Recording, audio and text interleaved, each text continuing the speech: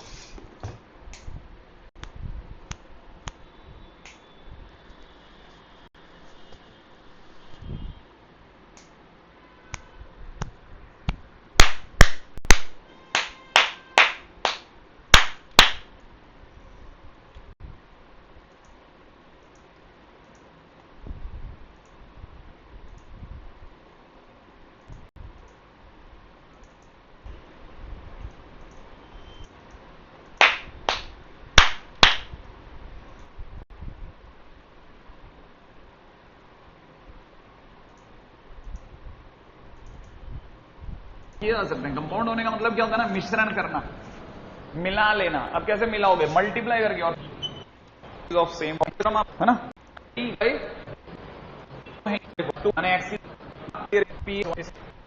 बस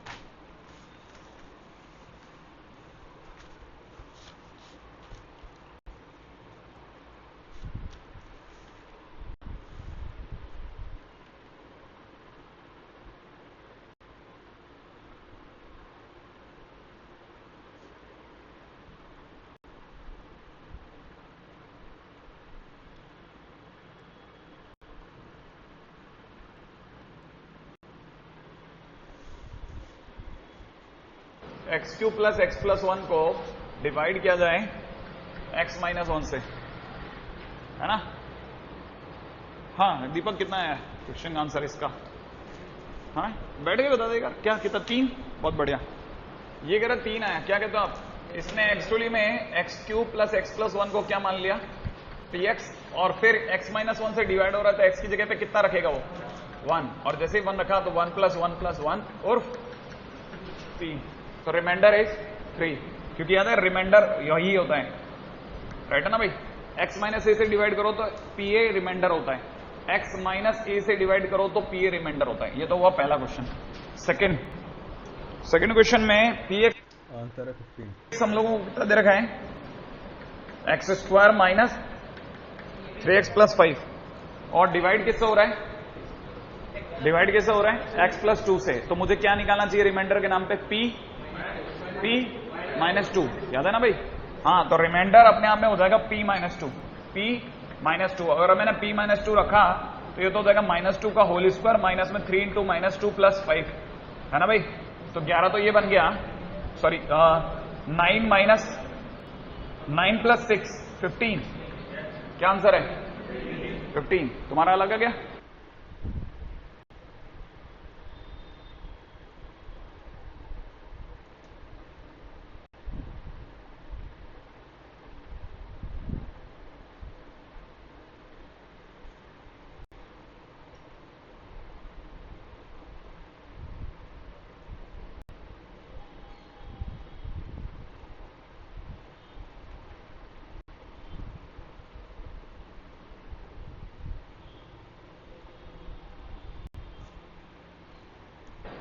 printing mistake हो गई कोई, है ना?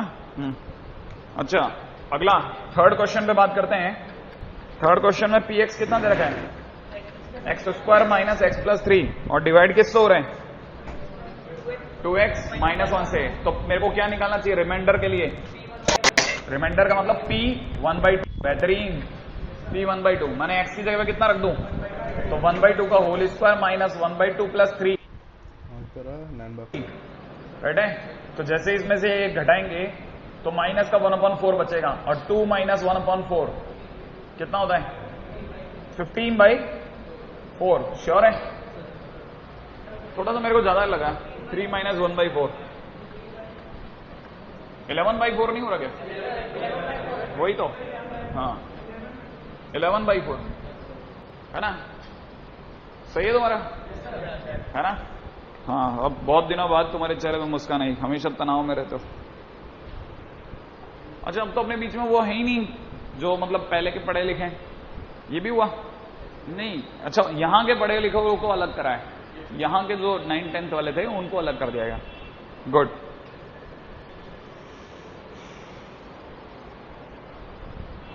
नेक्स्ट, हाँ भाई अगले क्वेश्चन की बात करता हूं। अगला क्वेश्चन था कि check whether x minus 3 is factor of x इन। तो px कितना दे रखा है?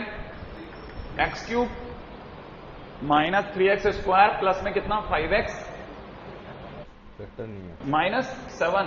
और अपने को ये चेक करना था कि x माइनस 3 एक फैक्टर है कि नहीं। और अगर x माइनस 3 एक फैक्टर होगा, अगर x माइनस 3 एक फैक्टर होता है तो इसका मतलब p3 कितना होगा? 0 होना चाहिए। अगर p3 0 है तो ठीक है, देख लेते हैं, अभी पता कर लेते हैं। 3 रखने पर यहां हो जाएगा 27, 3 रखने पर यहां हो जाएगा 27, और ये हो जाएगा 15 माइनस 7, जो कि 0 नहीं है। सो नॉट अ फैक्टर, इसका मतलब फैक्टर नहीं है। सही ना भाई? इसका मतलब फैक्टर नहीं। यही था क्वेश्चन या और भी था? यही था। अच्छा अच्छा अच्छा, अगला क्वेश्चन क्या था भाई? px बराबर कितना दे रखा था? एक्स स्क्वायर माइनस 5x था या 3x था? X square minus 5x plus 6, है ना भाई? 5x plus 6। हाँ, तो क्या तकलीफ क्या थी इसकी? इसका रिमाइंडर आएगा 2। हाँ, एक्स स्क्वायर माइनस, इसका क्या पता करना था अपने को?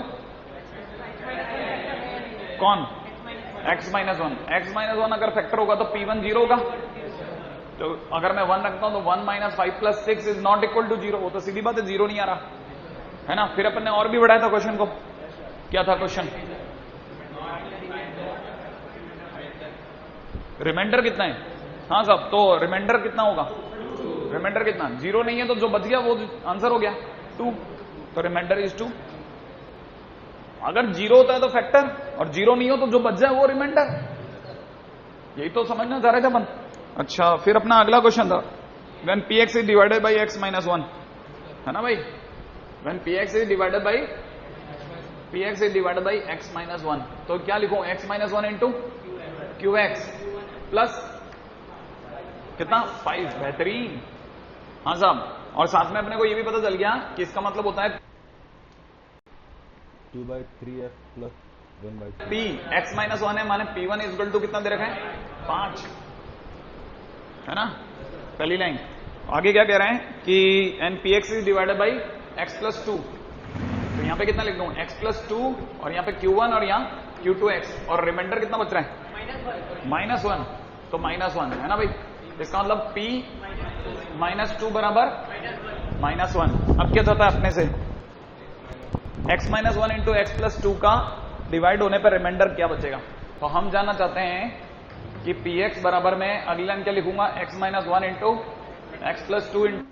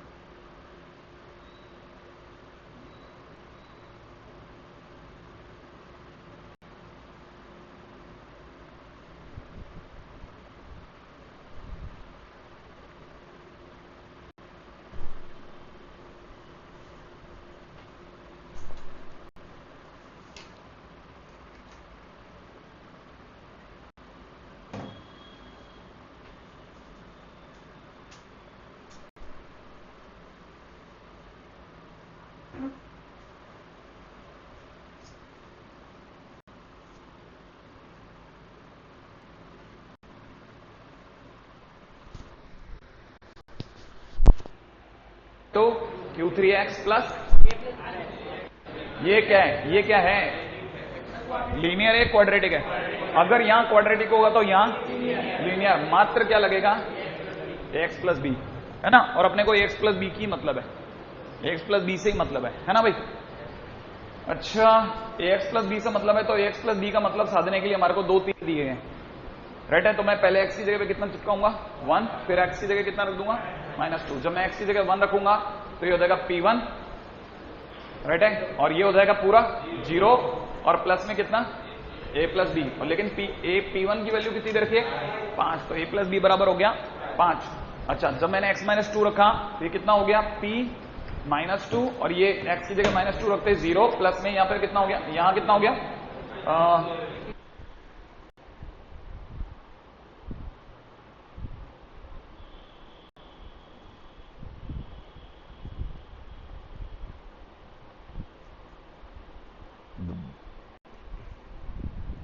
2a plus 3 आंसर है यार। Minus 2a plus B, right है भाई, इजिकल टू कितना -1। सॉल्व करा आपने, सॉल्व करने पे a की वैल्यू बोलो, a की वैल्यू 2 और b की वैल्यू बोलो 3। श्योर है ना, ऊपर वाले में तो बैटरी है ना भाई। a की वैल्यू आ गई और b की वैल्यू आ गई, फिर इस a और b की वैल्यू को क्या निकालना था अपने को, रिमाइंडर। तो रिमाइंडर को किससे शो करते थे, rx, तो rx इज इक्वल टू हो गया a की जगह 2 रखते 2x प्लस 3। बस यही था क्वेश्चन, और बस और भी दिया था क्या कोई क्वेश्चन, नहीं ना, है ना।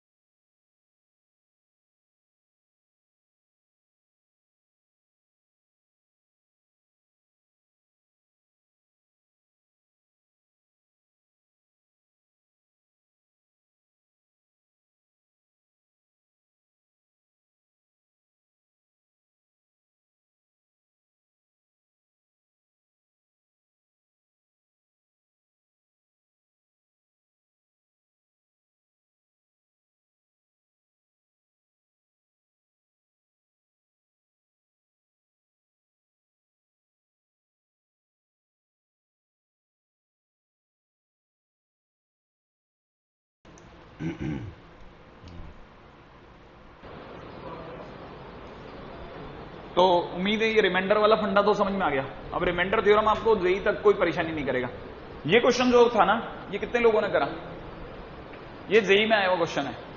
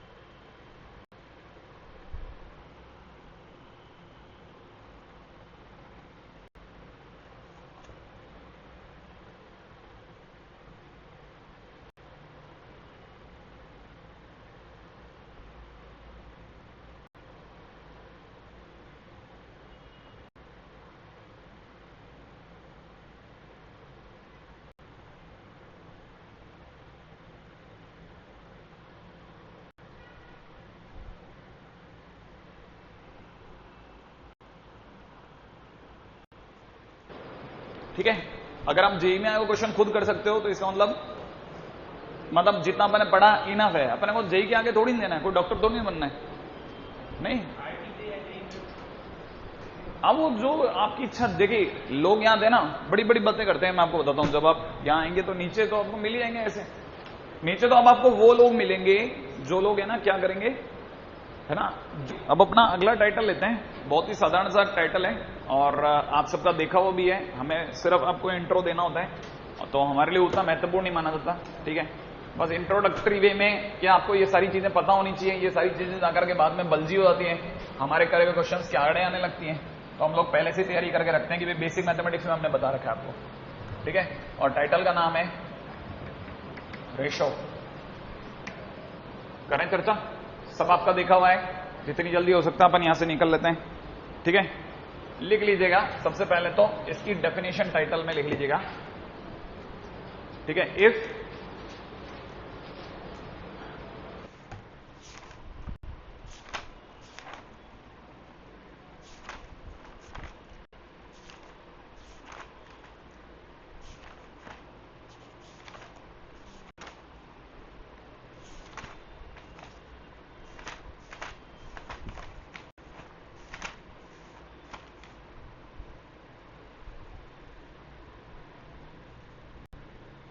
A and B, two quantities of same type,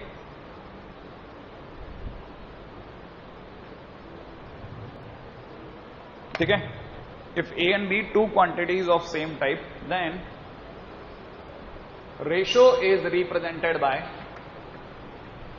A ratio B और A by B। अगर ए और बी दो एक जैसी क्वांटिटी है तो उनको ऐसे लिखना या बटे में लिखना रेशो कहलाता है, राइट है भाई। अच्छा, सेकंड पॉइंट में लिखिएगा ए इज टू बी।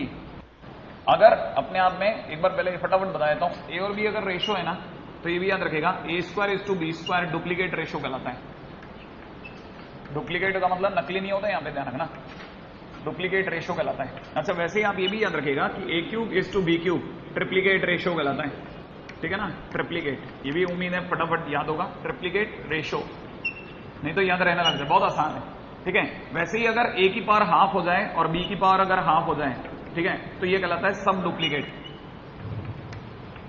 ठीक है ना भाई, ये कहलाता है सब डुप्लीकेट रेशो। अच्छा, अगर बाय द वे यही ए की पावर 1/3 इज टू बी की पावर 1/3 हो जाए तो ये कहलाता है सब ट्रिप्लीकेट, सब ट्रिप्लीकेट रेशो, ठीक है भाई, सब ट्रिप्लीकेट रेशो। कर लेंगे आगे तो आप, है ना, फटाफट ये भी लिख लें।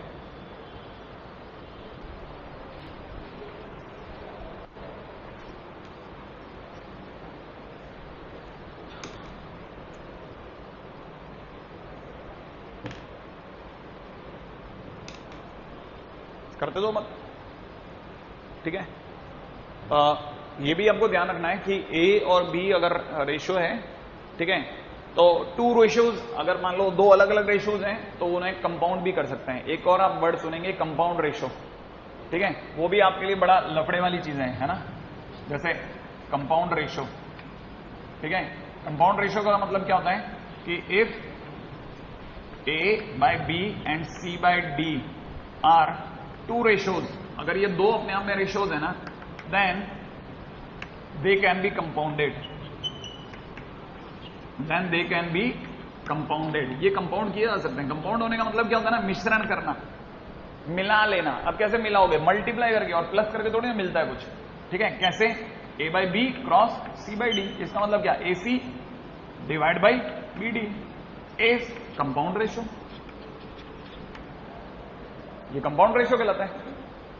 बात समझ में आई, ठीक है। अच्छा, वैसे ही एक दो मेरे को भी थोड़ा थोड़ा काम करता रहूंगा तो मेरे को भी अच्छा लगता है कि मैंने कुछ कर दिया बोर्ड पे, ठीक है। अब जरा इसी को थोड़ा और आगे बढ़ा देता हूं, ठीक है। ऐसे ही जैसे कंपाउंड रेशियो होता है वैसे ही किसी भी कांस्टेंट से ऊपर नीचे मल्टीप्लाई करो कोई इफेक्ट नहीं आता। जैसे ए बाई बी है ना, इसके आपने अगर एम से ऊपर नीचे मल्टीप्लाई करी तो ये हो जाएगा M A divide by M B, चलेगा।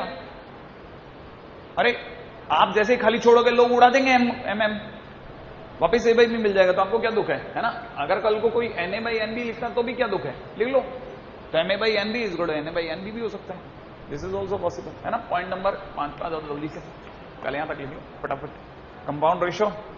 नेक्स्ट पॉइंट है, हाँ भाई, अरे जैसे 2/3 है, ठीक है, मैंने 4 से ऊपर नीचे मल्टीप्लाई कर दी, 4 से मल्टीप्लाई करते कितना हो गया, ऊपर 8 और नीचे कितना हो गया 12, तो 2/3 इज इक्वल टू 8/12 बराबर है। आप छोड़ोगे तो आपको 4 से उड़ा देगा वापिस, राइट है, एज सिंपल एज दैट, है ना भाई। अब रेशियो के बाद में अगला टाइटल लेते हैं,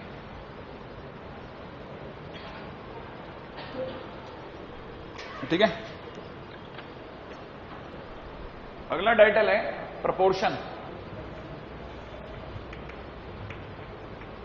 ठीक है, बच्चे के दिमाग में आता है, मैंने सर बहुत सारी विचित्र विचित्र बातें सुनी थी, ट्रिप्लीकेट रेशियो क्या होता है, सब ट्रिप्लीकेट क्या होता है, तो वो बता दी। ठीक है, कंपाउंड रेशियो सुना था, ये बता दिया। अब कंपाउंड रेशियो के बाद में वो रेशियो के साथ सुनते हैं sir ratio and proportion. Proportion क्या चीज होती है? प्रोपोर्शन का मतलब होता है, क्या कहते हैं, इफ अगर मान लो कोई दो रेशियो हैं, a by b and c by d are such that, अगर मान लो कोई दो रेशियो जो हैं ए बाई बी और सी बाई डी इस तरह से हैं कि अपने को पता चलता है कि a by B is equal to C by d दे रखा है, a by B is equal to C by d दे रखा है, then they are in proportion, then they are in proportion. तब ये हम कहते हैं कि भाई साहब ये प्रोपोर्शन में है। इसको अगर ये प्रोपोर्शन में, तो इसका क्या मतलब क्या हो सर, मैथमेटिकली क्या भावार्थ हुआ? अरे कुछ नहीं, इस तरह का सिंबल, ए बाई बी को क्या लिखूंगा, ए इज टू बी, ऐसे लिखूंगा ना। वैसे सी बाई डी को क्या लिखूंगा, सी इज टू डी। और अगर ये प्रोपोर्शन में, तो प्रोपोर्शन का साइन ऐसा होता है। ठीक है, तो a by b proportionate to C by d. अच्छा, ये जो इसमें जो बीच वाले लोग होते हैं ना, ये कहलाते हैं मीन्स, राइट है, और जो किनारे वाले होते हैं ये कहलाते हैं एक्सट्रीम्स। ये कोई मुश्किल काम नहीं है ना, means and extremes.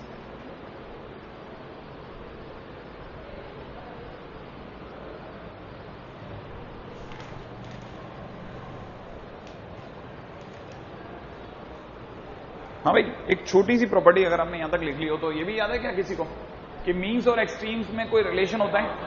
Product of mean is equal to product of extreme.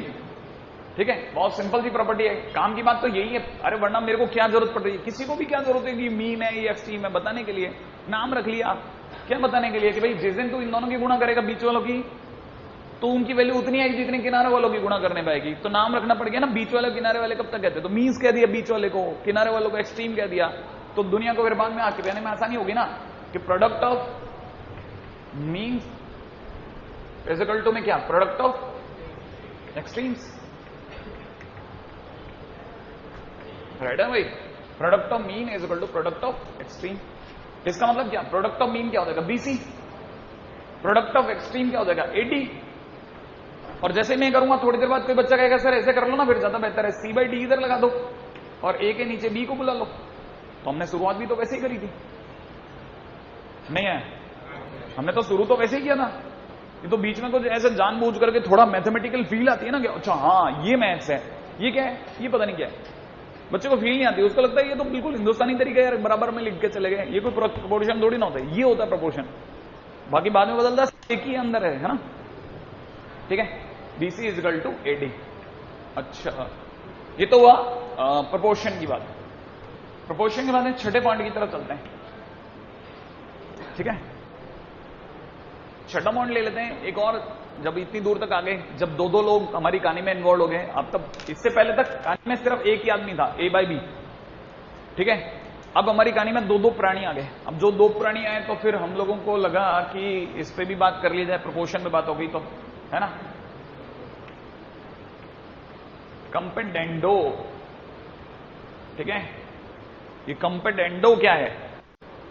ठीक है, कंपेडेंडो है कि अगर ए बाई बी और इज इक्वल टू में सी बाई डी है, माने a b c d are in proportion, a b c d are in proportion, a b c d are in proportion मतलब a by B is equal to C by D है, तो आप अगर by the way दोनों में एक एक जोड़ेंगे तो इनके कोई दर्द नहीं होगा। और एक एक जोड़ते ही क्या होगा, एक एक जोड़ते ही अगली लाइन के अंदर कोई कहेगा सर अब मैं एलसीएम ले लूंगा, खाली बैठे बैठे एलसीएम काटेगा, और एलसीएम काटते क्या दिखेगा, नीचे क्या दिखने लग जाएगा, बी, ऊपर क्या दिखने लग जाएगा, ए प्लस बी, और यहां क्या दिखेगा, सी प्लस डी, और नीचे क्या दिखने लग जाएगा, डी। क्या दिखेगा कि नहीं दिखेगा? और जैसे ही ये दिखेगा इसे बोलते हैं कंपेडेंडो। क्यों कंपेडेंडो क्यों बोलते हैं? इसलिए बोलते हैं कि लोगों को ऐसी फील आती है जैसे किसी ने नीचे वाले को ऊपर वाले में जोड़ दिया हो। बात समझ में आ रही है आपको? नीचे वाले को ऊपर वाले में जोड़ दिया हो दोनों तरफ। देखो ना, ए प्लस बी और सी प्लस डी, इसे कंपेडेंडो कहने लगे। अच्छा, जोड़ दिया तो कंपेडेंडो कहने लगे, और घटा देते तो डिविडेंडो, घटा देते तो डिविडेंडो। अच्छा, मतलब अब आप डिविडेंडो बताओगे? बिल्कुल, क्यों नहीं बताएंगे। ठीक है, सो पॉइंट नंबर 7 है क्या, डिविडेंडो। ठीक है, चलेंगे। वैसे कंपेंडेंडो नहीं होता, कंपेंडो होता है ना, लेकिन मैंने जानबूझ करके इसे कंपेंडेंडो ही बोलता हूं। ठीक है, कौन है ये, तो कोई और भी है जो बेचैन हो गया इतना। अच्छा हाँ भाई, डिविडेंडो आए। डिविडेंडो में क्या करते हैं सर, उसमें जोड़ते हैं तो इसमें घटाते हैं, बिल्कुल, और क्या नहीं तो। ठीक है, याद रखिएगा a बाई बी अगर c बाई डी के बराबर है तो आप कह सकते हो कि a by B minus 1 is equal to कितना, c बाई डी माइनस 1। और इससे क्या हुआ, a minus B divide by B is equal to c minus D divide by D हो गया। लो, जो b नीचे बैठा था वो घटने भी लग गया, इसे डिविडेंडो बोल दिया गया। अच्छा, और इसके सिवा क्या होता है, बिल्कुल, जब ये दो अलग अलग दिखने लग गए तो लोगों को लगा यार इसमें मजा नहीं आ रहा, दोनों को एक साथ ही ले लो। ठीक है, तो यहां से 8वां प्रकट हो गया, उसको बोलते हैं सीएनडी। सीएनडी का मतलब componendo and dividendo. Componendo and dividendo का मतलब समझे आप, a by B is equal to C by D है ना। देन अगर किसी ने लिख दिया कि सीएनडी लगाना चाहता है तो सीएनडी लगाने का मतलब समझो, सी लगाने का मतलब बी को ऊपर में जोड़ना, सी लगाने का मतलब बी को ऊपर में जोड़ना, माने क्या लिख देना, ए प्लस बी लिख देना, राइट है ना। उसी प्रकार डी को ऊपर में जोड़ना, इसका मतलब क्या लिख देना, सी प्लस डी लिख देना। और ये तो हुआ कंपेडेंडो लगाने का मतलब, और डिविडेंडो लगाने का मतलब क्या हुआ, नीचे वाले में घटाना। अब जरा इसी चीज को समझो, अगर देखा जाए तो कंपेडेंडो का एक्चुअल मतलब होता है ये डिवाइड बाई बी, ये डिवाइड बाई डी, राइट है। अब जरा समझना भाई, अगर मैं इसमें डिवाइड मार दूं किसकी, a minus B upon B दोनों तरफ, और यहां कितना लिख दूं, c minus D by D, तो दोनों इक्वल आएंगे कि नहीं आएंगे। अरे दोनों ही किसके बराबर हैं, a बाई बी और c बाई डी के बराबर है भाई। ये जो भी वैल्यू है ये किसके बराबर है, इसके बराबर है। ये वैल्यू और ये वैल्यू समान है, राइट है। अच्छा, उसी प्रकार से ये वाली जो वैल्यू थी, ये जो वैल्यू है वो किसके बराबर है, a बाई बी के। तो दोनों को आपस में भाग लगाता तो 1 आना चाहिए ना भाई, इधर भी a बाई बी, इधर भी a बाई बी, तो दोनों को डिवाइड लगाऊंगा तो 1 आएगा। उसी प्रकार इधर भी c बाई डी और इधर भी c बाई डी, तो जैसे ही मैं दोनों को डिवाइड लगाऊंगा तो 1 इक्वल टू 1 आएगा, और 1 इक्वल टू 1 लिखने का तरीका ये, राइट है। लेकिन जब हम यूं लिखेंगे तो ये दोनों एक दूसरे को उड़ाएंगे नहीं, ये ऐसे दिखने लग जाएंगे, a plus B divide by a minus B, और यहां पे कितना, c plus D divide by c minus D, right है। चले आगे, है ना। हाँ, अब याद रखना है, ये जब भी आप ऐसे देखें ना, इस तरह की शक्लों को देखें तो देखते ही समझ में आ जाना चाहिए, a plus B upon a minus B अगर लिखा आ गया तो देखते ही समझ में आ जाना चाहिए कि कंपेडेंडो डिविडेंडो लगा हुआ था। ठीक है, और ये इसके बराबर है, ये दोनों इक्वल हैं क्योंकि इसी से सारे आए हैं। ठीक है, सी एंड डी से। अच्छा, अब आप मेरे को बताइए, अगर मैं आपसे पूछूं, ठीक है,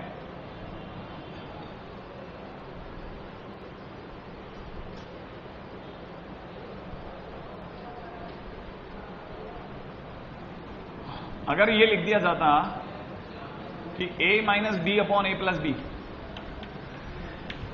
ठीक है, तो क्या मैं ये कह सकता हूं कि it is equivalent to a by B.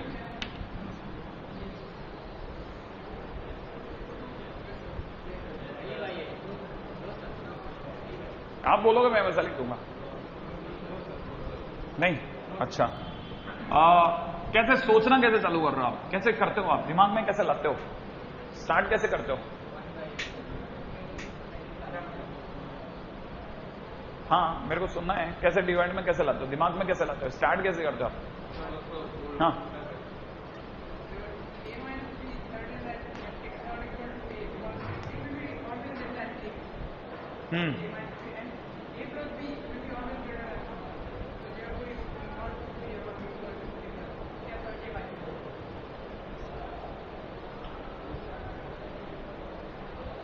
अच्छा बैठो।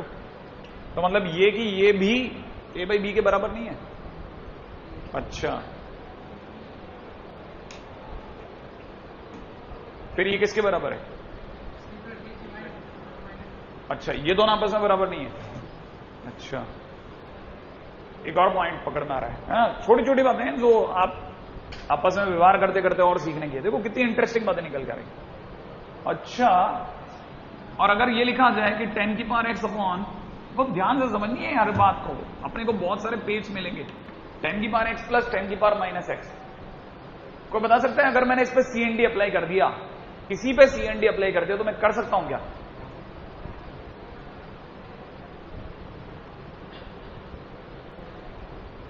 नहीं आया बात समझ में। मान लीजिए मैंने लिखा इज इक्वल टू वाई, अब मैं लग सकता हूं। अब आप पहली चीज सीखिए, पॉइंट क्या है? पॉइंट टेकन है कि अगर आप कभी भी कंपेरेंडो डिविडेंडो अप्लाई करते हैं तो सिंगल पार्टी पे कभी भी एप्लीकेबल नहीं होता। सिंगल पार्टी का मतलब समझे आप? अगर किसी ने a बाई बी लिख दिया और कहा इस पे कंपेरेंडो डिविडेंडो लगा दो, तो आपको मना करना आना चाहिए कि नहीं साहब इस पे नहीं लग सकता। फिर वो पूछेगा क्यों नहीं लग सकता? Because it is a ratio. हमने रेशो में ये सब नहीं सीखा, हमने किस में सीखा? प्रोपोर्शन में सीखा। पहली चीज आपको जो आनी चाहिए, कहानी पकड़ में आई, ये a बाई बी के इक्वल नहीं है, लेकिन हां ये दोनों a by B is to c, a by B is equal to C by d के सेट के इक्वल हैं। ये सेट और ये सेट आपस में इक्वल है, सेट इक्वलेंट है आपस में, ये इसके इक्वलेंट नहीं है, ये इसके इक्वलेंट हो भी नहीं सकता। ठीक है? अच्छा क्यों? क्योंकि इसमें a में b जुड़ चुका है, उधर a में b घट चुका है, तो ये अब पहले जैसा रेशो नहीं रहा, इसकी व्यवस्थाएं बिल्कुल बदल गई ऑल टुगेदर। ठीक है?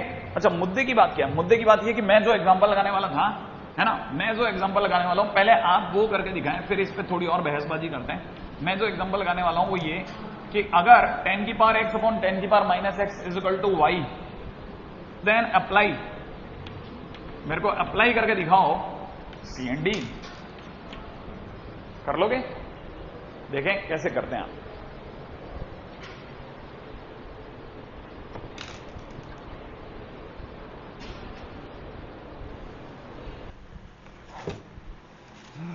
कितने हैं?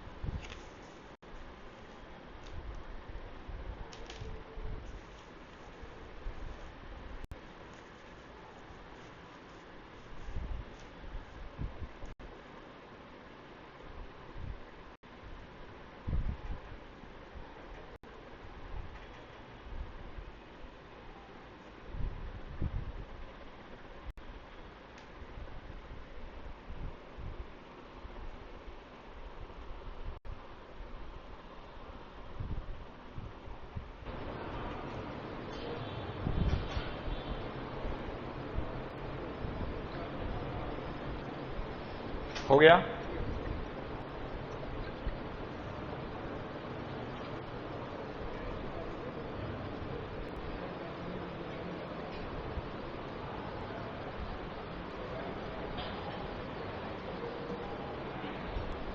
हाँ भाई लगा लिया?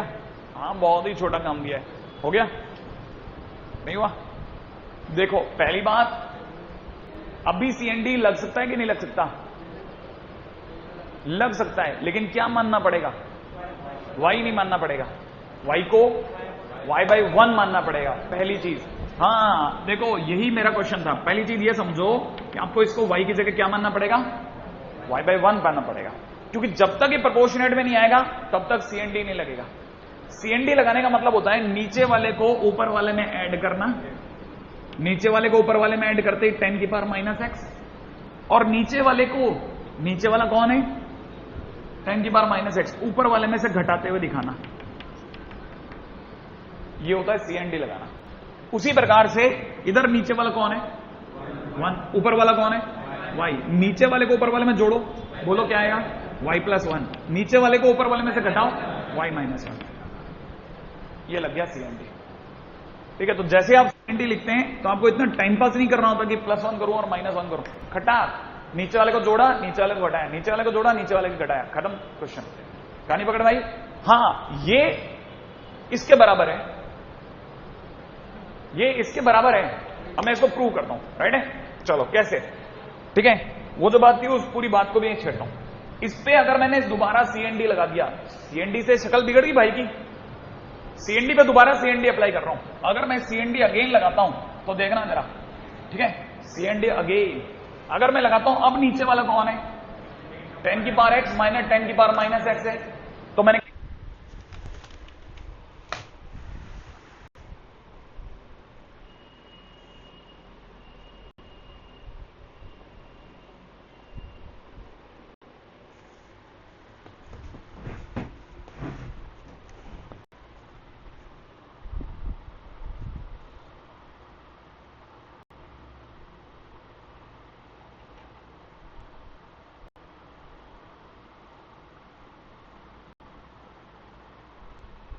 क्या बोला था? नीचे वाले को ऊपर वाले में जोड़ो, फिर बटे में नीचे क्या घटाओ। तो मैं अगर बाय द वे 10 की पावर x प्लस 10 की पावर माइनस x मैं नीचे वाले को जोड़ता हूं, यही जोड़ना है, और अगर मैं नीचे वाले को घटाता हूं तो 10 की पावर x प्लस 10 की पावर माइनस x ऊपर वाला माइनस नीचे वाला लिख लूं, है ना। और उधर भी ऐसा करूंगा, उधर जब करूंगा तो ऊपर वाला कौन है? y प्लस 1, प्लस में कितना y माइनस 1, नीचे कितना माइनस y माइनस 1। क्या बात है, बात समझ में आई कि नहीं आई? क्या लगता है आपको? 1 1 67, y से y 67, क्या बचा ऊपर? 2y अपॉन नीचे क्या बचा? 2, तो it is 2y by 2। Am I correct? अच्छा, कितने लोगों को लगता है कि ये और ये 67, क्या बचा? 10 की पावर x कितनी बार? तो 2 टाइम्स 10 की पावर x अपॉन नीचे 10 की पावर x, 10 की पावर x को कटेगा, ये दोनों ऐड होंगे कि सब्ट्रैक्ट? ऐड। तो कितना हो जाएगा? 2 टाइम्स 10 की पावर माइनस x 67। क्या बचा? वही बचा जहां से चालू हुआ था। आया कि नहीं आया? मैं इसका मतलब ये कंप्लीट इसके बराबर है, ये कंप्लीट आपस में बराबर है। नहीं आया? After 2 CND I am reaching it again.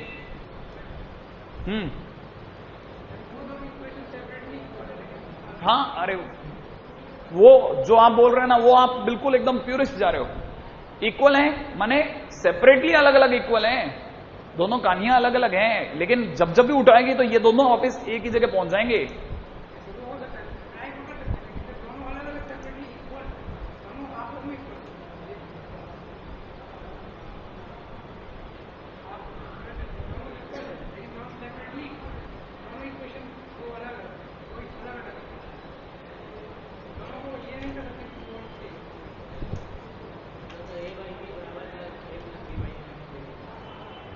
नहीं नहीं, ऐसे इक्वल नहीं है।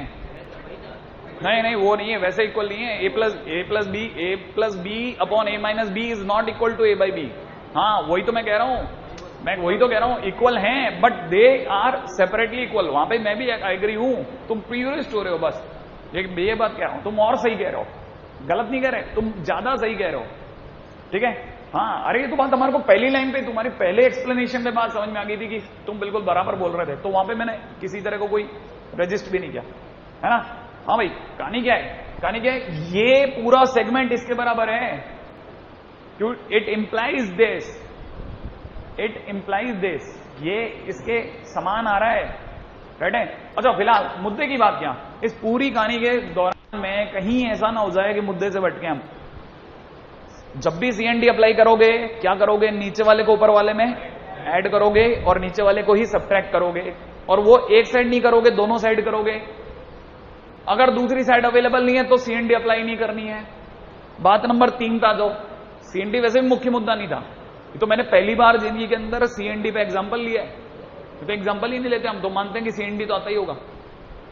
अच्छा, काम की बात नंबर 2, अगर कहीं पे भी CND लगा हुआ है और आपको नॉर्मल तक जाना है, जैसे ये शक्ल CND लग के आ गई, अब आपको अगर नॉर्मल शक्ल चाहिए तो CND पे दोबारा से CND लगा दो। बात समझ में आई? और नहीं तो थोड़ा सा अकल का प्रयोग कर लो।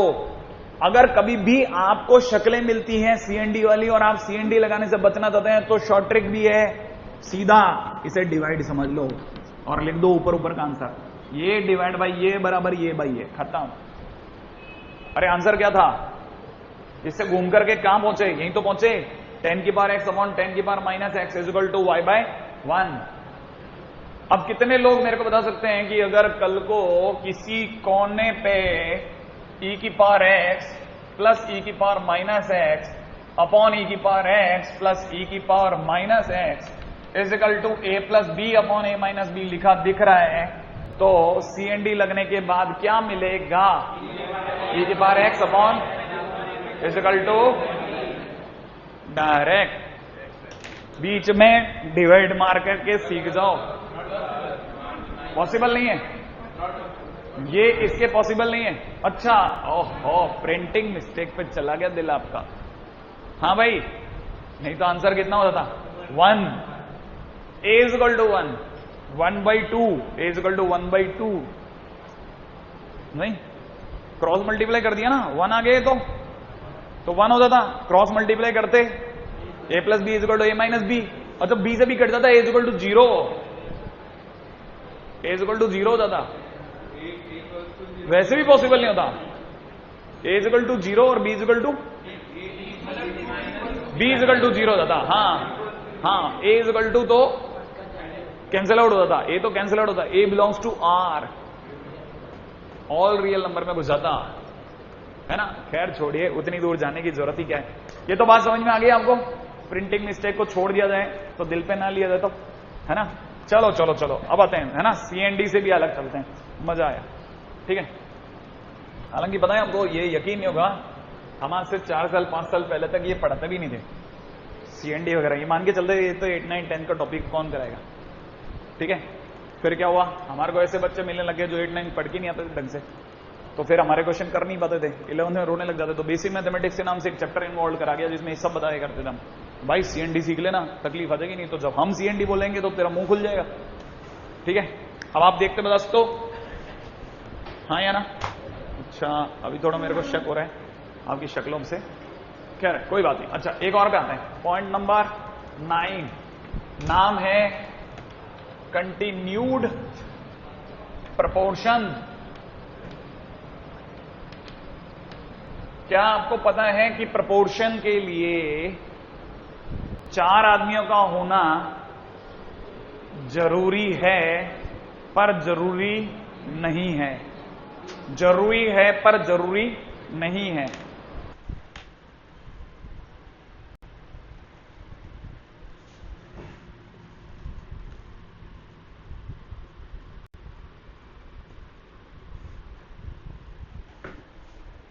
तीन आदमियों से भी काम चल सकता है, बस वो बोल दे कि वो कंटिन्यूड प्रपोर्शन में है।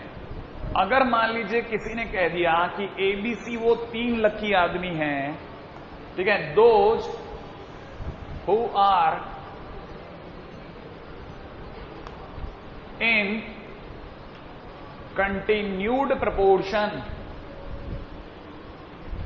कंटिन्यूड प्रपोर्शन, अगर ABC वो 3 आदमी हैं जो कंटिन्यूड प्रपोर्शन में, तो इसका भावार्थ ऐसे लिया जाता है कि किसी को चाहिए A is to B proportionate to B is to C। क्योंकि लिखने के टाइम पे तो हमारे को 4 लिखने ही पड़ेंगे प्रपोर्शन, नहीं तो बैठेगा कैसे। प्रपोर्शन तो होता है A is to B is to C is to D, लेकिन अगर ABC 3 आदमी हैं तो हम कहते हैं कि उन्हें लिखना ऐसे पड़ेगा। लेकिन सर अगर ऐसे लिख दिया तो सुनो, तो क्या होगा? कुछ नहीं होगा, उल्टा यहां से एक और रैंक बढ़ जाएगी आपको याद रखने के लिए। तब आप कह सकते हो कि A/B इज इक्वल टू क्या दिया गया? B/C, और इनडायरेक्ट वे में आप समझ गए कि B² is equal to AC हो गया। राइट है, सिंपल सी बात है, कंटिन्यूड प्रपोर्शन। यहां से आगे चलें बस। They are always in continued proportion. अभी आगे आता हूं और इसी जगह पहुंचूंगा, है ना, बिल्कुल आपके मन की इच्छा तक पहुंचाऊंगा।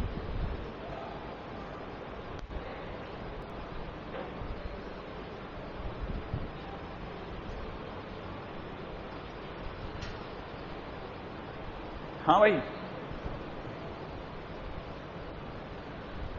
आइए नेक्स्ट पॉइंट पे चर्चा करते हैं। कंटिन्यूड प्रोपोर्शन भी हो गया, क्या बच गया?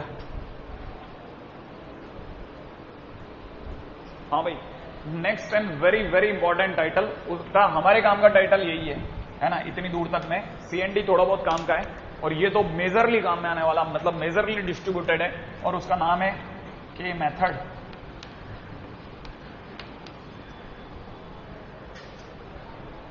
के मेथड क्या कहता है? के मेथड कहता है कि अगर आपके पास में A/B=C/D/E/F करके एक के बाद एक लगातार कई लोग सिमिलर प्रोपोर्शन में बराबर बराबर में बैठे हैं, ठीक है, then this is all can be equivalent to K। तो आप ये सब के बराबर कह सकते हैं। और इससे होगा क्या? इससे होगा ये कि जब भी आपको जरूरत पड़ेगी तो A=BK, C=DK और E=FK आप यूज कर सकते हैं। राइट है भाई? अच्छा, अब काम की बात क्या है, जहां आप यूज कर सकते तो कहां यूज करोगे वो भी सुनना, वही तो काम का है। ये कहता है कि अगर भाई पहले कहानी तो सुन लो पूरी, आप एक साथ में लिख लेना ये तो, है ना, क्योंकि कहानी बड़ी रोचक अब चालू हुई है, तो ढंग की बात करने का टाइम तो अब आया।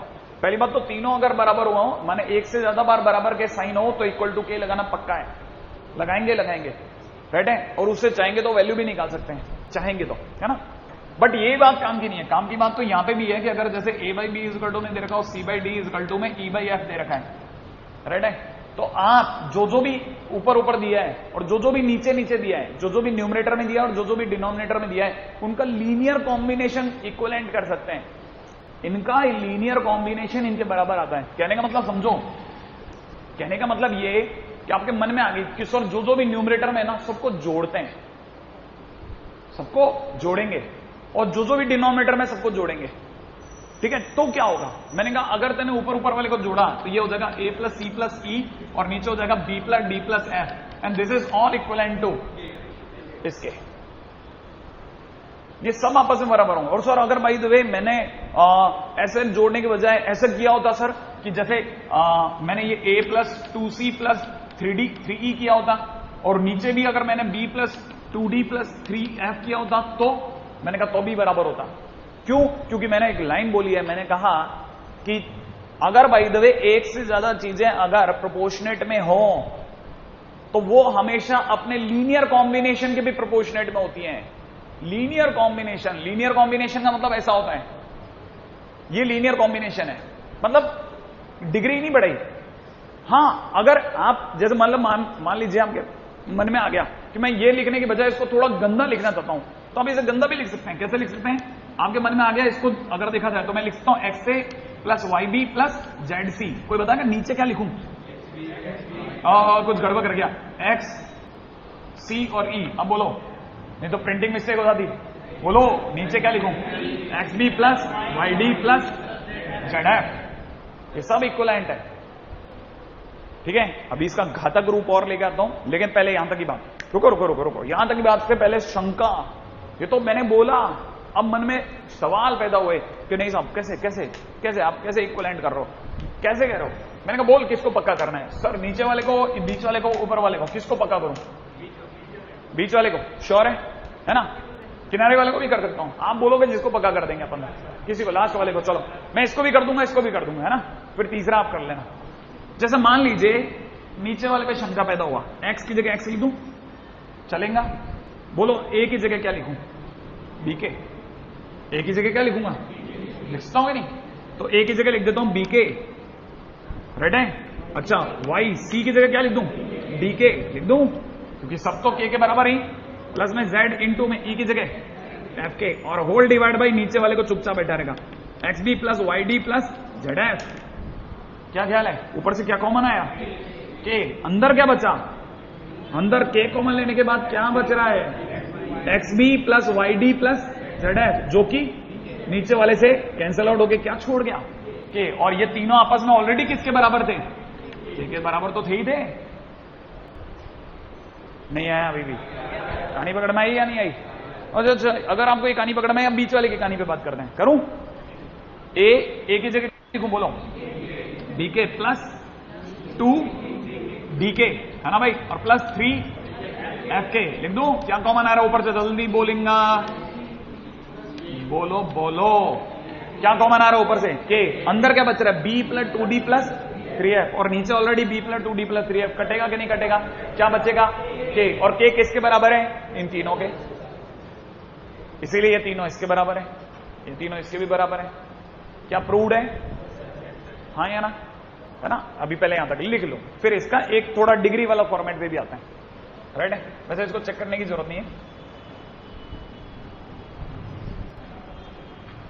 ठीक है?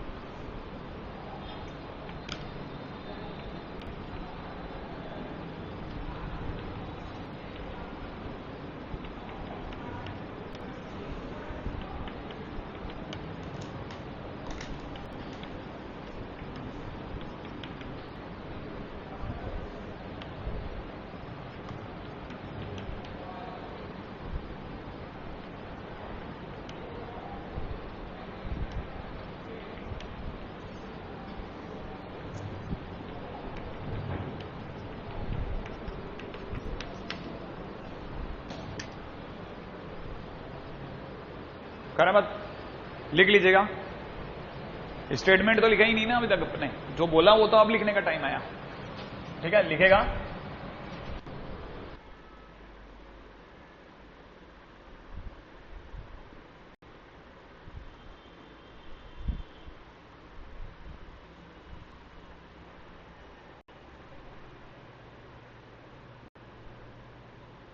करे मत, लिख लीजिएगा। स्टेटमेंट तो लिखा ही नहीं ना अभी तक अपने, जो बोला वो तो अब लिखने का टाइम आया, ठीक है? लिखेगा, ठीक है? हेंस, यहां तक अगर आपने लिख लिया तो लिखेगा, लिख लें पहले आप यहां तक।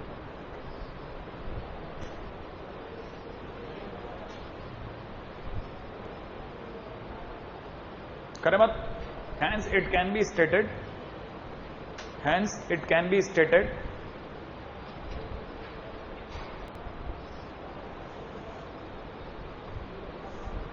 that hence it can be stated that each ratio a by b, c by d and e by f is equal to their linear combination,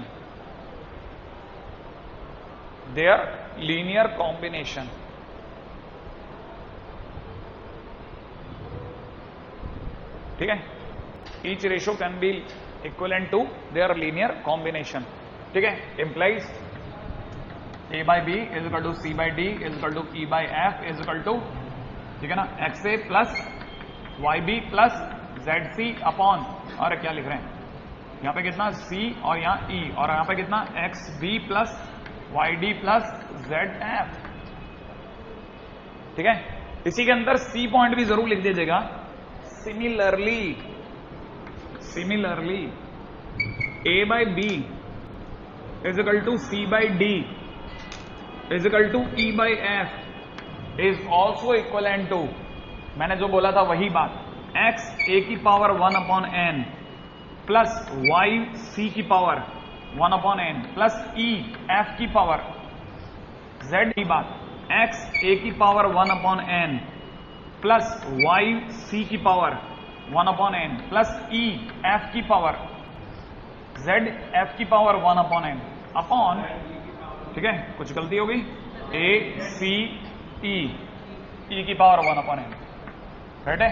अच्छा, x b की power 1 upon n plus y d की power 1 upon n plus z f की power 1 upon n की whole power n। माने अगर भाई the way आपकी इच्छा हो ना लीनियर कॉम्बिनेशन में नहीं खेलना, मुझे मैं तो डिग्री में खेलना चाहता हूं उनकी, तो भी आप खेल सकते हैं, ठीक है? अब मैं ये इसके बराबर है या नहीं के लिए प्रूफ का जिम्मा आपको देने वाला हूं, बशर्ते क्या आप पहले मेरे को बता के जाओ कि आप ए की जगह क्या लिखोगे? बीके, सी की जगह डीके और जेड की जगह सॉरी ई की जगह एफ के। फटाफट रख के देखो और मेरे को चेक करके बताओ क्या ये बराबर है क्या नहीं है। मेरे को बस ये देखना है कि आप अपनी तरफ से कोई प्रिंटिंग मिस्टेक तो नहीं छोड़ते।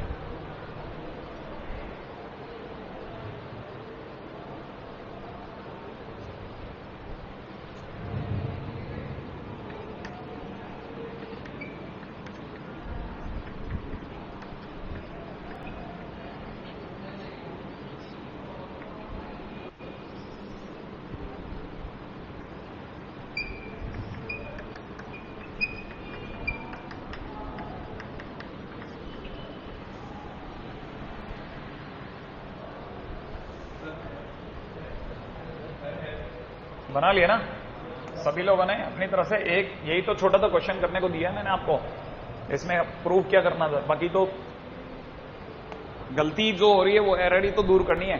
हाँ साहब, एक्स की जगह एक्स पावर में एन की जगह एन कर रहा हूं, जरा समझना।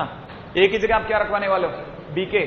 तो जब आप बी के रखोगे ना तो ये बी के की होल पावर 1/n होगा, गलती नंबर 1 जो आप कर सकते हैं, प्लस वाई, ठीक है ना, सी की जगह डी के की पावर 1/n प्लस जेड की जगह जेड और ई की जगह एफ के की होल पावर 1/n और नीचे की तरफ पावर में 1/n और नीचे की तरफ कितना एक्स डी की power 1/n plus y d की पावर 1/n प्लस में जेड एफ की पावर 1/n। अब काम की बात सुनिएगा, के की पावर, ध्यान है ना, इस के की पावर कितना 1/n, यहां पे भी के की पावर 1/n, यहां पे के की पावर 1/n, कॉमन ले लूं। अगर मैंने के की पावर 1/n कॉमन ले लिया, राइट है, तो अंदर ही अंदर इसी ब्रैकेट के अंदर क्या बचेगा, एक्स बी की पावर 1/n, एक्स बी की पावर 1/n प्लस यहां से क्या बचेगा, आप पहले बताओ सही क्या बचेगा, क्या वाई डी की पावर 1/n। भाई अपने को काम तो पूरा करना है ना, कई बच्चे ऐसे भी तो होंगे जिन्हें नहीं पता ये सब। जेड एफ की पावर 1/n है ना, और पूरे की पावर कितना n, और नीचे की तरफ एक्स बी की पावर 1/n प्लस में वाई डी की पावर 1/n प्लस में जेड एफ की पावर n, और ये कैंसिल आउट हो जाएगा। और जैसे कैंसिल आउट होगा फाइनली n अभी भी बचा है, ये बच गया कितना, k की पावर 1/n की होल पावर n। किसी को पता है ये क्या होगा, फाइनली कितना बच गया k, और हर रेशो किसके इक्विवेलेंट था, k के। इसका मतलब प्रूव्ड हो गया। कहानी पकड़ में आई। ये थोड़ा डरावना है, ऐसा तो कुछ नहीं है, बस सिर्फ और ये मान के चलो कि हमारी शीट में 1 क्वेश्चन 1.5 क्वेश्चन इसका है, बाकी इसका कोई हमारे से लेना देना नहीं है। सिर्फ हम ये मान के चलते हैं कि हमारे पुराने 8वीं 9वीं के कोई काम बचे हुए हैं जिनको हम कर रहे हैं। हाँ रेशो में, प्रोपोर्शन में।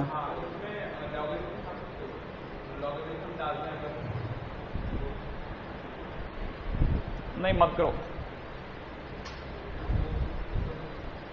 घूम जाएंगे अपन, और कुछ नहीं होगा, हासिल भी नहीं होने वाला कुछ, ठीक है। अच्छा तो ये सब किसके इक्विवेलेंट आ गया, के। कहानी कहां लेके जा रहा था मैं, तो अगला टाइटल क्या था। हाँ भाई काम की बात करें, कंटिन्यू प्रोपोर्शन हो गया हमारा, है ना। एक आधी क्वेश्चन करते हैं। आओ now question is very simple. Question वाले ने कहा है कि अगर मैं आपको बता दूं कि x plus y divide by 2 is equal to y plus z by 3 is equal to z plus x is upon 4,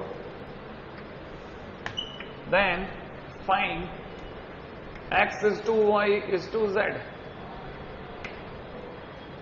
right है, x is to y is to z, ठीक है। पहली चीज जो है मैंने आपको एक बात पक्की कर देनी है, एक से ज्यादा बार इक्वल देखते ही मेरा हाथ ऑटोमेटिकली इक्वल टू के लिख देता है, ऑटोमेटिकली। कि जैसे मैं देखता हूं, अरे ज्यादा बार बार कर देगा ये, है ना। जैसे इक्वल का साइन देखता हूं, 2 से ज्यादा बार देखते ही इक्वल टू के चिपक जाता है। और जैसे मैं के देखता हूं, हाथों हाथ क्रॉस मल्टीप्लाई होकर के तीन इक्वेशन आ जाती हैं, 2k, y plus z equal to कितना 3k, और z plus x equal to कितना 4k। लो साहब आगे पकड़ में, पकड़ में आते ही मैं आपको एक और बात बताता हूं, शायद आपकी नजर नहीं पड़ी, अगर पड़ जाए तो बहुत बढ़िया है, लेकिन आपको पता होना चाहिए कि आप में से कई लोग अचानक ये सोच सकते हैं। पहले आप बताओ ये बात सही है क्या गलत है? क्या कहते हो आप? अरे देखो ना क्या किया है मैंने बताया नहीं मैंने क्या किया है। पहली बात ये लाइन कैसे आई पता चला? कैसे आई? अरे क्रॉस मल्टीप्लाई करके 2 की से गुणा करी, फिर 3 की करी, फिर 4 की करी, 3 इक्वेशन आई, फिर क्या ये क्या किया? ये कैसा आया? ऐड किया। अरे इन सबको ऐड करोगे ना, 2 बार एक्स है, 2 बार वाई है, 2 बार जेड है, ठीक है? तो कितने लोग इस बात के लिए राजी हो गए कि फाइनली मेरे पास x plus y plus z is equal to 9k/2 हो गया? ये 2 कैसे आया? वहां से नीचे, यहां तक तो कोई तकलीफ नहीं, लेकिन कितने लोगों को पता है कि मेरे पास x प्लस वाई भी तो पड़ा है? कितना पड़ा है? 2k। कहां पड़ा है? ये रहा। क्या करूं? क्या करूं? घटा दूं? अरे मैं घटा दूं क्या भाई? बोलो ना क्या बचेगा? अरे क्या बचेगा बताओ ना, इसमें से घटाऊंगा तो क्या बचेगा? z। तो इधर भी तो घटाना पड़ेगा। कितना? 5k/2। बहुत खूबसूरत। क्या मेरे पास z आया कि नहीं आया? अच्छा, लेकिन अगर बाय द वे मैंने सोचो x plus y plus z जो कि मेरा कितना था 9k/2 था, उसमें से x प्लस वाई घटाने के बजाय y प्लस जेड घटा दिया होता तो y plus z is equal to 3k है। अगर मैंने घटा दिया होता तो क्या बचता बताओ? लेस करते ही x बच जाता कि नहीं बच जाता? ये तो कैंसिल आउट हो जाते हैं। x इज इक्वल टू कितना बचता? घटाने पे 9k/2 माइनस 3k और कितना? 3k/2। बात समझ में आई कि नहीं आई? कितने लोगों को समझ में आता है कि सर इसे भी घटा दिया इसे भी घटा दिया तो एक के ऊपर कहे अत्याचार कर रहे हो? कौन? y plus Z plus x. तो कितने लोगों को लगता है कि सर अत्याचार करे बगैर डायरेक्ट y बोल दो? y इज इक्वल टू कितना हो जाएगा? 9k/2 माइनस 4k उर्फ k/2। कितने लोगों को लगता है कि x भी आ गया, y भी आ गया, z भी आ गया, तो x is to y is to z is equal to क्या होगा? कितना है? 5k/2 इज टू भाई सॉरी x की वैल्यू कितनी है? x की वैल्यू 3k/2, राइट है? y की वैल्यू कितनी है भाई? y की वैल्यू k/2 और z की वैल्यू कितनी है? 5k/2। क्या ख्याल है? 2 2 2 हटा दो तो आंसर कितना हो गया? 3:1:5। आए कि नहीं आया? As easy as that. कर सकते कि नहीं? तुम लोग क्या बातें करते रहते हो? क्यों टोक खाने का काम करते हो? लड़कियां करती हैं ऐसे बातें, तो नहीं लगता है ना? हाँ भाई आ गया। हाँ फटाफट अगले क्वेश्चन की तरफ चलते हैं। नेक्स्ट।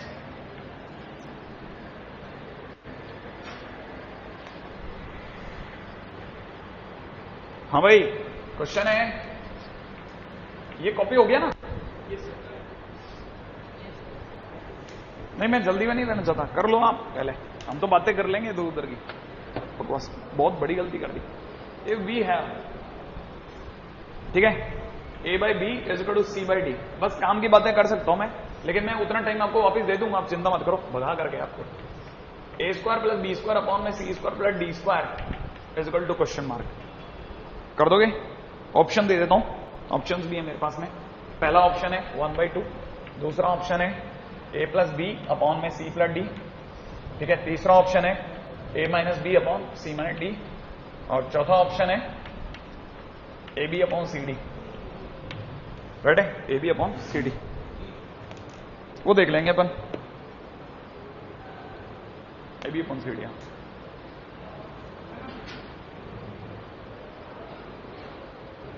हाँ भाई अब लफड़ा गया, पता कैसे चले? चालू कैसे करूं? अरे मैंने कहा चालू करने का मतलब समझो आप, रेशियो दे रखा है a/b is equal to c/d, तो आपका पहला कर्म बनता है कि आप इक्वल टू k तो मान ही सकते हो। फिर आपको पता चल गया यहां से a की वैल्यू कितनी होगी? bk, और c की वैल्यू कितनी होगी? dk। हुई कि नहीं हुई? अब आपको यह पता चल गया कि जो एक्सप्रेशन वो दे के बैठे हैं वो है a² प्लस b² अपॉन में कितना? c² प्लस d² है। तो आप a की जगह कितना लिख दोगे? bk, तो यहां पे आपको पकड़ में आ जाएगा b² k²। c की जगह कितना, सॉरी b की जगह, c की जगह तो कुछ रख ही नहीं सकते क्वेश्चन में, a² प्लस b²। एक सेकंड, क्वेश्चन तो रॉन्ग नहीं गए, a² प्लस b², अच्छा प्लस b² नहीं, कुछ नहीं कर सकते तो छोड़ो, खराब क्यों करें, चलते रहता है क्वेश्चन। बी स्क्वायर, सी की जगह कितना डी के, तो डी स्क्वायर के स्क्वायर प्लस में कितना डी स्क्वायर, यही हुआ राइट है। कितना लोगों को लगता है ऊपर से क्या कॉमन आ गया, अंदर ही अंदर क्या बचा, बहुत ही बढ़िया। और नीचे कितना हो जाएगा डी स्क्वायर के स्क्वायर प्लस 1, यही हुआ ना भाई। तो क्या लगता है ये दोनों तो कैंसिल आउट, तो फाइनली आंसर कितना हो गया, बोलो ना क्या हो गया आंसर, डी स्क्वायर बाई, अच्छा अब आप एक और बात बताओ, D square by d square by d square, यही हुआ ना भाई। कितने लोगों को लगता है कि b square by d square का मतलब b by d into b by D है। तो कितने लोगों को लगता है कि सर एक बी बाई डी को तो छोड़ दो और एक बी बाई डी को ए बाई सी लिख लो। एक बी बाई डी को ए बाई सी कैसे लिख सकते हैं, क्या लगता है आपको, क्या लगता है आपको कि क्या मैं इसे a by c equal to b by d लिख सकता हूं कि नहीं। और अगर मैं ऐसा लिखता हूं तो फाइनली आंसर कितना हो गया, a d upon c d, बोलो हाँ या ना। तो आंसर कौन सा हुआ,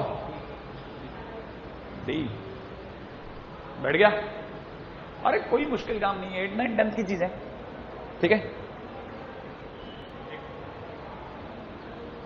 एक और, चलो। जमीर को चोट लगती है ना, बहुत बुरा लगता है, मुझे भी पता है। अरे क्वेश्चन बिल्कुल भी बनी नहीं। चलो मैं आपसे एक और क्वेश्चन पूछता हूं, बहुत सिंपल सा क्वेश्चन पूछता हूं, बताना, ठीक है। फाइंड न्यूमेरिकल वैल्यू, ठीक है, of the ratio if x upon b plus c is equal to, sorry ये x upon a upon a अलग नहीं, गलत दिखा, a upon b plus c is equal to b upon सी plus a is equal to c upon a plus b। बहुत simple है, बहुत simple.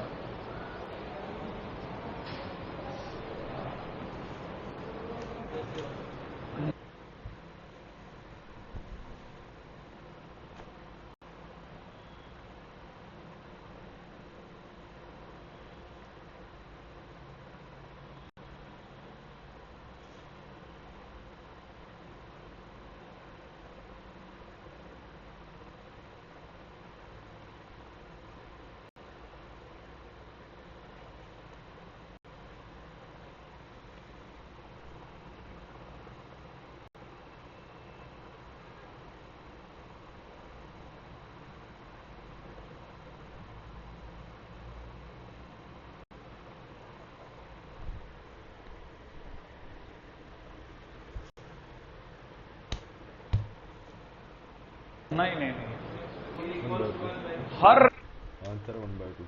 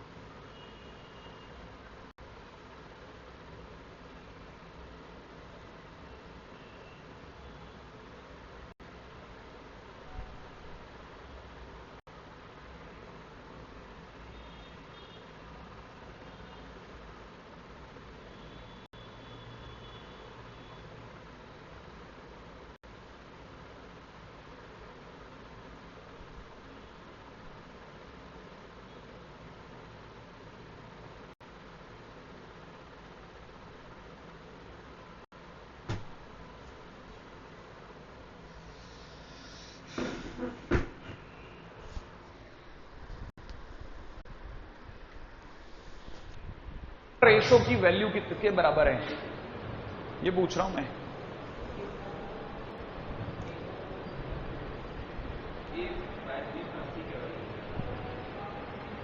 हाँ, इसका वैल्यू या इसका वैल्यू या इसका वैल्यू किसी का भी 1/2 बराबर है, बराबर है। के मेथड लगाया, गुड।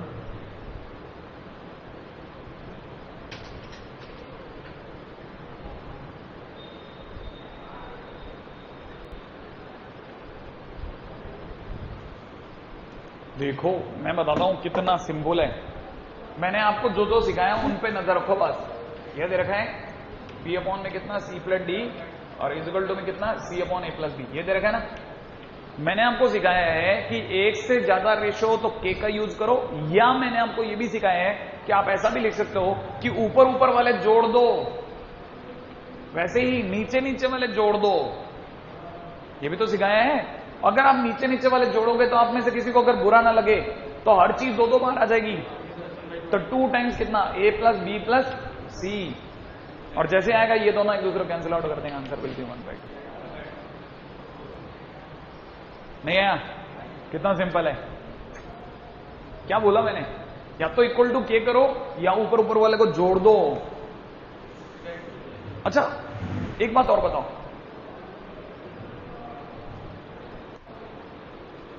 क्या मैं इसको ऐसा ही, इसको 2 बार, इसको 2 से गुणा करके और इसको 3 से गुणा करके जोड़ सकता था? नीचे भी करता, जो ऊपर कर रहा हूं इसको सिंपल रखता, इसको 2 से गुणा करता और इसको 3 से गुणा करता और जोड़ देता। कर सकता था कि नहीं कर सकता था? अच्छा मैं इसको 1 से गुणा करता, इसको 5 से करता और इसको 3 से करता, कर सकता था कि नहीं कर सकता था? जोड़ देता नहीं? याद है ना, जो ऐसा करना होता है ना, इसको 1 से गुणा करा, इसको 5 से गुणा करा, इसको 3 से गुणा करा और जोड़ दिया, उसको क्या कहते हैं? लीनियर कॉम्बिनेशन बनाना, उसको कहते हैं लीनियर कॉम्बिनेशन। और वही तो x a plus y b plus z c है, नहीं है? वही तो है लीनियर कॉम्बिनेशन बनाना। ठीक है, एनीवे अभी तक का टॉपिक ये जो था ना, बिल्कुल भी है ना ऐसा टॉपिक नहीं था जिस पर अपन बात कर सकें। फिर भी अगर भाई देव आपको इसके क्वेश्चन करने हैं तो मैं हालांकि बुक लेके आया था, लेकिन शायद गलती से मेरी कार में रह गई है। ठीक है, हॉलैंड नाइट की किताब आती है साहब, कितनों के पास है? हाँ तो फिर सबके पास नहीं है, मतलब ही नहीं है ना, हॉलैंड नाइट। ठीक है,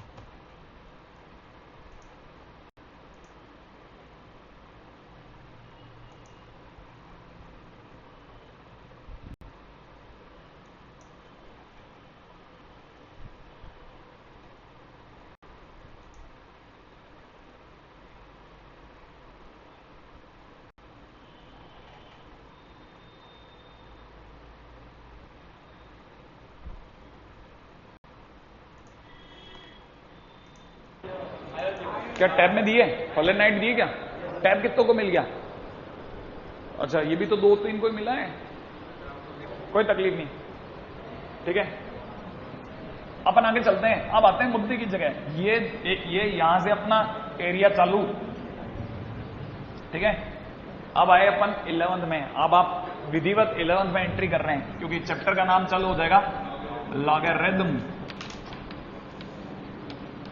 ठीक है साहब, ठीक है।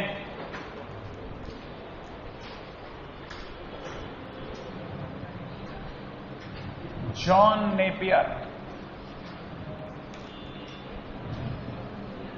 ठीक है साहब,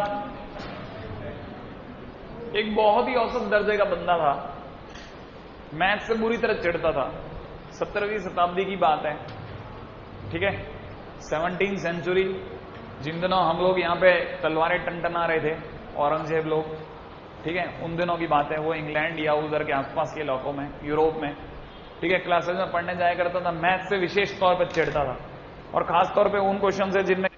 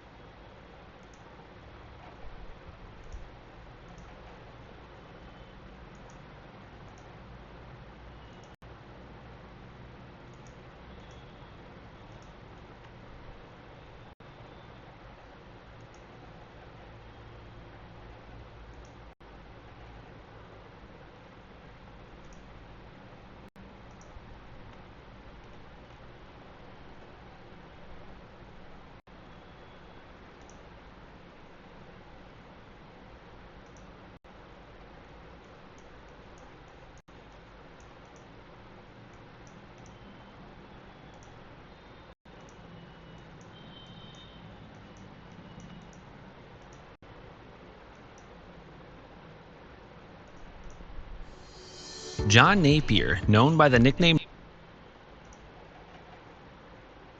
कैलकुलेशन करनी पड़ती थी, गुणा भाग, उनसे तो बहुत ही बुरी चिढ़ता था, ठीक है। तो उसने बचने के लिए इस कैलकुलेशन को इतना इरिटेटिंग क्यों बना रखा है, जब भी मल्टीप्लाई करता हूं, ऐड करता हूं, लेस करता हूं, इतना इरिटेटिंग क्यों है, डिवाइड करना इतना इरिटेटिंग क्यों है। उसने खुद ने बैठे बैठे कोई शॉर्ट ट्रिक बनाने की सोची, और उस शॉर्ट ट्रिक बनाने के चक्कर में लॉगरिथमिक टेबल उसके हाथों तैयार हो गई, ठीक है। और ये लॉगरिथमिक टेबल तैयार होने का वजह क्या थी, ये क्या करता है ये चैप्टर करता क्या है। ये चैप्टर एक्चुअल में उसको नफरत थी गुणा करने से, लेकिन उसे आसान लगता था ऐड करना। उसको डिवाइड करने से नफरत थी, लेकिन आसान लगता था माइनस करना। उसे लगता था सब चीजें प्लस माइनस में क्यों नहीं है, जोड़ घटाने में काम क्यों नहीं चलता, ये कहां से मल्टीप्लाई और डिवाइड करके चीजें आ गई, ठीक है। तो उसने जानबूझ करके कुछ ऐसी ट्रिकें बनाई जो क्या करती थी, प्रोडक्ट को माने मल्टीप्लाई को ऐड में बदल देती थी, और डिवाइड को माइनस में बदल देती थी, समझ रहे हैं। और उसकी बनाई हुई चीज इतिहास में पढ़ी गई, उसकी बनाई हुई ट्रिकें चैप्टर बन गई, जिन्हें लॉग नाम का चैप्टर दे दिया गया, ठीक है। एक तरह से यूं सोचो कि किसी बच्चे ने अपनी ही क्लास की बीमारियों से परेशान होकर के, इस साले मेरे को बहुत पिटाते हैं, ठीक है, एक चैप्टर बना डाला। बताओ, छोटी बात है, ठीक है, कोई मुश्किल काम तो नहीं ना। लेकिन आपको यह समझ में आ गया कि हाँ, ये चैप्टर क्या करता है, मल्टीप्लाई को किसमें बदलता है, प्लस में, और डिवाइड को किसमें बदलता है, माइनस में बदल देता है, ठीक है। अच्छा, करता क्या है, कैसे काम करता है, वो भी बता देता हूं। पहले बेसिक समझा देता हूं, सीन क्या है। एक्चुअल में क्या है ना, जॉन नेपियर ने हर चीज के बारे में ये चीज जान ली थी कि हर चीज की हर किसी भी नंबर को डिग्री में दिखाया जा सकता है, डिग्री में दिखाया जा सकता है। जैसे मैं आपका एक अच्छा नंबर ले लेता हूं जिसको आप जानते हैं, जैसे मुझे 36 को दिखाना है, 36, तो मैं इसकी डिग्री में कैसे दिखा सकता हूं, मैं इसे 6 की पावर 2 करके दिखा सकता हूं। ये तो डिग्री में दिखाना होता है ना, इसमें ये तो डिग्री होती है, इसको एक्सपोनेंट बोलते हैं, ठीक है। क्या बोलते हैं, एक्सपोनेंट। तो ये तो एक्सपोनेंट है, यहां का एक्सपोनेंट 2 है, इस कारण से ये जो 36 है ना, इसको 36 को सॉरी जो 6 की पावर 2 है उसको 36 की एक्सपोनेंशियल फॉर्म बोलेंगे। क्या बोलेंगे, एक्सपोनेंशियल फॉर्म, ये इसकी एक्सपोनेंशियल फॉर्म है। और उसने एक्सपोनेंशियल फॉर्म को लॉगरिथमिक फॉर्म में बदल लिया, कैसे बदल लिया?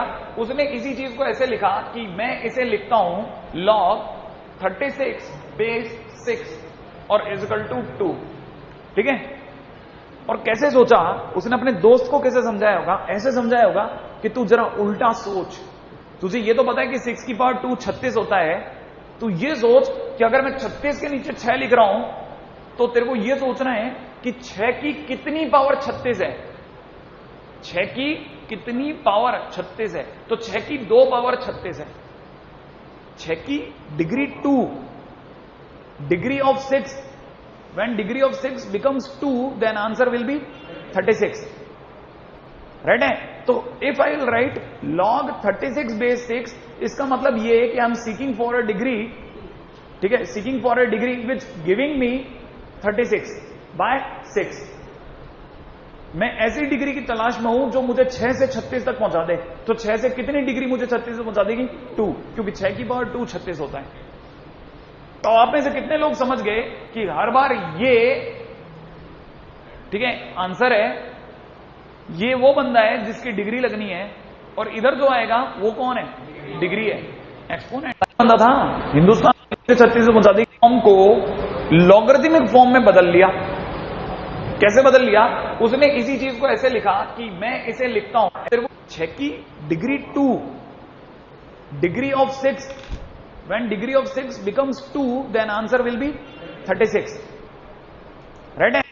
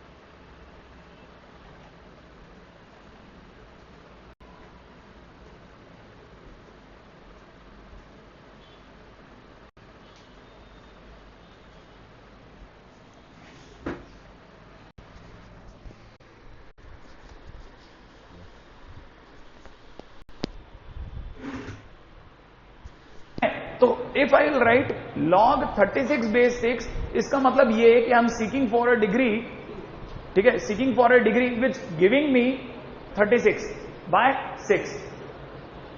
मैं ऐसी डिग्री की तलाश में हूं जो मुझे 6 से 36 तक पहुंचा दे। तो 6 से कितनी डिग्री मुझे 36 से पहुंचा देगी? 2, क्योंकि 6 की पावर 2 36 होता है। तो आप में से कितने लोग समझ गए कि हर बार ये, ठीक है, आंसर है, ये वो बंदा है जिसकी डिग्री लगनी है, और इधर जो आएगा वो कौन है? डिग्री है, एक्सपोनेंट है। क्या आप ये बात समझ पाए? अब आप में से कितने लोग ये समझ गए कि अगर कोई नंबर 36 को ऐसे लिखता है या ऐसे लिखता है, एक ही बात है, क्योंकि वो बात 36 के बारे में कर रहा है, राइट है? तो उसने यहां से एक चीज और डिराइव कर डाली कि अगर कल को a की power x equal to n होता है, क्या होता है? a की power x equal to n होता है, कहने का मतलब a की डिग्री x है, जो कि क्या दे रही है? n। तो उसको अगर उसे log में लिखना है तो वो कैसे लिखेगा? log की n की, ना n की नहीं, a की कितनी डिग्री n है, तो आंसर आएगा x। ये बात आप समझ पाए? ठीक है। अच्छा, अपने टाइम में जहां हम लोगों ने ये वाली बात समझी, ठीक है, और मेरे को बिल्कुल हवा नहीं लगी, लिटरली बता रहा हूं, बिल्कुल हवा नहीं लगी, हवा ही नहीं लगी कैसे कर रहे हैं, क्योंकि ना जब तक टीचर बोलता था डायलॉग समझ में आता था और मेरा मुंह से जवाब निकल जाता था, लेकिन जब मैं खुद बैठ के अकेले में पढ़ता था मुझे हवा ही नहीं लगती थी। ठीक है, फिर मेरे को मेरे टीचर ने सिखाया कि बेटा लॉग जो होता है इसका ग्राफ ऐसा होता है। ठीक है, अरे नेपियर अकेले थोड़ी दिमाग वाला बंदा था, हिंदुस्तान में तो घर घर में भरे पड़े नेपियर, हर जना अपने लिए एक छोटा रास्ता ढूंढता है कि आंसर आ जाना चाहिए बस। ठीक है, अरे नेपियर अकेले थोड़ी दिमाग वाला बंदा था, हिंदुस्तान में तो घर घर में भरे पड़े नेपियर, हर जना अपने लिए एक छोटा रास्ता ढूंढता है कि आंसर आ जाना चाहिए बस। ठीक है, आंसर तो पहुंचने के छोटे रास्ते। तो हमने भी जब ये सुना तो हमें हवा ही नहीं लगी कि भाई उसकी ट्रिक है वो जाने। ठीक है, हम कहां से जान ले, हम तो सुन रहे थे चुपचाप, टीचर की हमें हम मिला लेते थे। फिर बाद में जैसे पता चला लॉन्ग का ग्राफ ये है, बस उस दिन से समझो मैंने 100% इस नेपियर से भी छोटी एक रास्ते बना डाले, है ना, बहुत ही साधारण से। और अपने तो सारे रास्ते कहानियों में चलते हैं, हमें ही पता चला लॉग का ग्राफ ऐसा होता है, और हमारी दुनिया में ऐसे रहने वाले सारे लोग बूढ़े होते थे। तो हमारे लॉग का ग्राफ बूढ़ा ग्राफ हो गया। क्या हो गया? बूढ़ा ग्राफ। और अगर लॉग का ग्राफ अगर बूढ़ा ग्राफ हो गया तो सोचो जरा कि अगर बाई द वे किसी ने मुझे ये कह दिया कि log x base a equal to n है, सुनना, उससे मतलब नहीं मैंने वहां क्या लिखा, मैं यहां से सही जगह तक पहुंच सकता हूं। जैसे मान लीजिए मुझे किसी ने दे रखा है, ये भी जो दिया है उसी तक लेके चलता हूं, log n base a equal to x दे रखा है, तो मैं वापस उल्टा कैसे जाऊंगा वो सिखाता हूं। मैं कैसे गया, हमने समझा कि बूढ़ा जो होता है उसे डंडे की जरूरत होती है चलने के लिए, और हमारी इंग्लिश की टीचर ने उन्हीं दिनों बताया था कि लॉग्स का मतलब पेड़ के तने होते हैं, लट्ठा, हाँ या ना, और वही सूखने के बाद में लकड़ी बन जाते हैं, और लकड़ी की जरूरत बूढ़े को होती है, इसका मतलब ये लकड़ी है। हम लॉग की हिंदी ढूंढते फिर रहे थे, लॉग माने हिंदी में क्या होता है? लकड़ी होता नहीं है, हमारी दुनिया में लकड़ी हो गया। तो ये जब तक डंडा है तब तक एन बूढ़ा है, क्योंकि इसके आगे लॉग लखा है। और अगर ये बूढ़ा है, ये सॉरी ये बूढ़ा है और ये डंडा है, तो जो चरणों में बैठा है, जो नीचे बैठा है वो कौन है? चरणों में बैठता कौन है? नौकर। कौन बैठता चरणों में? नौकर। इसका मतलब ए कौन है? नौकर है। अगर ये नौकर है तो इधर की तरफ कोई नौकर नहीं है, क्योंकि इसके चरणों में तो कोई बैठा ही नहीं है। ये यंग है, ये यंग है और इसके पास कोई नौकर भी नहीं है। अब सुनो, लेकिन अगर भाई द वे नौकर किसी बूढ़े का मालिक, मतलब नौकर का मालिक अगर बूढ़ा है तो नौकर की तो आफत हो गई। कैसे आफत हो गई? क्योंकि नौकर को ये पता चल गया कि नौकर को क्या पता चल गया, वो सुनना, नौकर को पता चला यार बूढ़ा बहुत पकाता है यार, बहुत बुरी तरह से। ठीक है, देख तेने पीछे का दरवाजा खुला छोड़ दिया, ये चाय के कप पड़े हैं, ठीक है, आया था तो देख दरवाजा क्या कहते हैं गंदे पैर से आ गया है, तेरे को घर संभालना नहीं आता क्या? मैं कितनी देर से आवाज लगा रहा हूं पीछे बैठ करके, तेरे को सुनने में नहीं आ रहा। जान ले रखी बेचारा नौकर की। तो नौकर उम्मीद में है कि किसी दिन ये लकड़ी गिरेगी, और एक रात ये लकड़ी गिर जाती है। समझ रहे? एक रात ये लकड़ी गिर जाती है गिरते ही भाई नौकर जो है भागता है, ठीक है। कहां भागेगा बेचारा, इधर तो जाएगा नहीं, जाएगा तो किधर भागेगा, इधर, क्योंकि इसके पास नौकर नहीं है। और जाके क्या कहेगा, भाई साहब मुझे नौकरी दे दो, तो एन रह जाएगा अकेला, और ये इसके चरणों में बैठ जाएगा, और चरणों में बैठते कैसे दिखेगा, ऐसे दिखेगा, दिखेगा कि नहीं दिखेगा। अब आगे से हम ये बकवास नहीं करेंगे, आगे से हम सीधी सीधी बात करेंगे। आप बताओ कि अगर मुझे किसी ने दे दिया 3 की power 3 base 4 equal to x, तो कितने लोगों को पता है जैसे ही लकड़ी गिरी 4 की पावर एक्स इक्वल टू 3 दिखा आपको, हाँ या ना। अच्छा, कितने लोगों को यह समझ में आया कि कल को अगर log of a base x is greater than 0 लिख रखा है, ठीक है, और ये लकड़ी गिरी तो a is greater than x की पावर x किसके चरणों में बैठेगा, 0 के, तो x की पावर 0, तो a इज ग्रेटर देन, क्या वो कहानी पकड़ में आ गई, हाँ या ना। ये लकड़ी गिराना आ गया, हाँ या ना, आसान है। बाकी अपन कल चर्चा करते हैं।